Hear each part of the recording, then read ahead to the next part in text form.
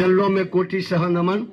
अनंत अनंत लब्धि के धारक, जिनकी लब्धि से सारा जगत व्याप्त है, ऐसे परम लब्धि निधान गुरु गौतम स्वामी के चरणों में कोटि सह नमन।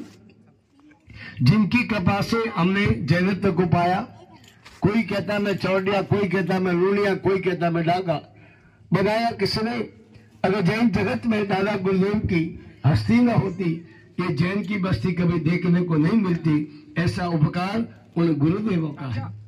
आज हमारा ये परम सौभाग्य है कि बघेला तीर्थ के प्रांगण में एक अद्वितीय अवसर को हम नजरों से निहाल रहे हैं। श्री संघ ने एक सपना देखा, ये मंदिर हो अपना।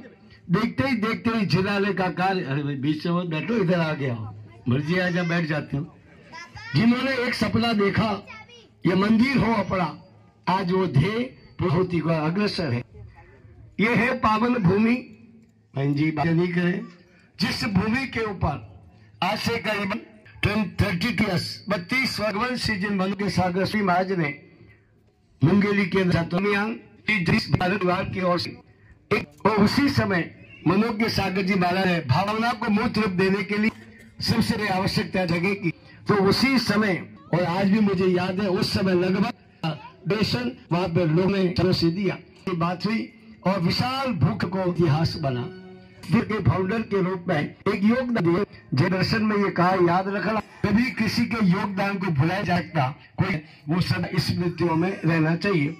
हमारी भावना है कि जब भी कभी शिलान्यास के बाद प्रतिष्ठा का अवसर आएगा, जिन जिन महात्माओं ने इस तीर्थ के निर्माण में अहम भूमिका निभाई, उन सबके आशीर्वाद के रूप में नाम पत्रिका में अवगत हो और उन्हें आमंत्रण देने गुरुदेव पधारो। फिर अनुकूलता जिसकी जैसी हो अलग बात है।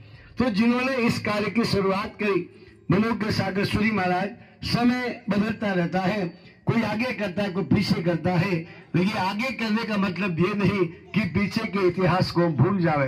भाई, इतिहास को अमर किया जाएगा, और इतिहास जो अमर करता है वही सच्चा राही होता है। 32 वर्ष पहले की घटना, भूमि का क्रय किया गया। ये पावन भूमि जो जंगल था, या आदमी तो क्या जानवर भी नहीं आ सकते। ऐसी धरती पे पूज्यपाद मनु के सागर सूरी महाराज पधारे और चातुर्मास करने की भावना व्यक्त करी।